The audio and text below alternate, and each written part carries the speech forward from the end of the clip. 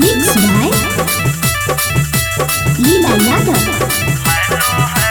hello hello कही के बाबू के बोलाबो हनी गे आगे हेलो हेलो कही के बाबू के बोलाबो हनी गे आगे खाना वहाँ नहीं खा लियो का समझ के खिलाबो हनी गे आगे खाना वहाँ नहीं खा लियो का समझ के खिलाबो हनी गे तू ही हासाव हानी जान तू कानावो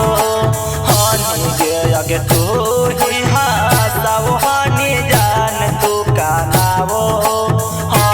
गे आगे खाना वहाँ नहीं खा लियो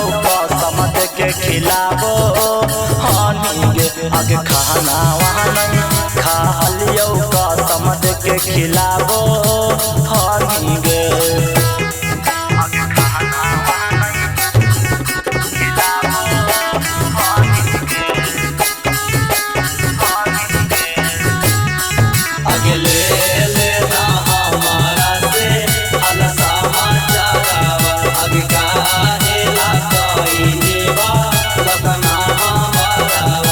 आगे बोलो हानी जाती जाती दे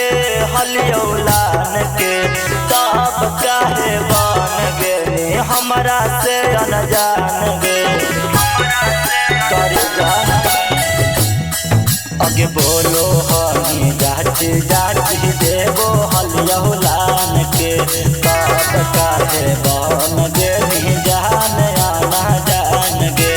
जब जब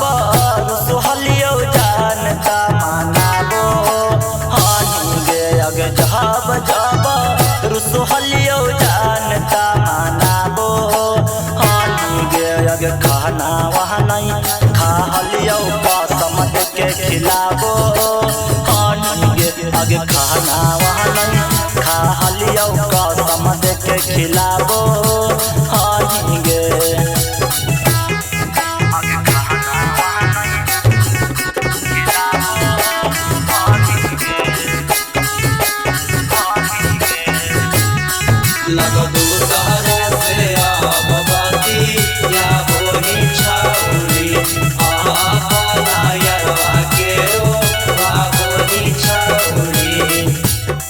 आगे कारो ही नहीं बतिया के तनो करियो रिक्वेस्ट गे लागो हो कि मिल गे लो हमारो से बेस्ट गे काहे गे आगे कारो ही ना बतिया के तनो करियो रिक्वेस्ट गे लागो हो कि मिल गे लो हमारो से बेस्ट गे राजा टाइगर लीला के दिल में बसाबो हानी गे अगे राजा टाइगर रंजित के दिल में बसाबो हानी गे अगे खाना वहाँ नहीं खा लियो समझ के खिलाबो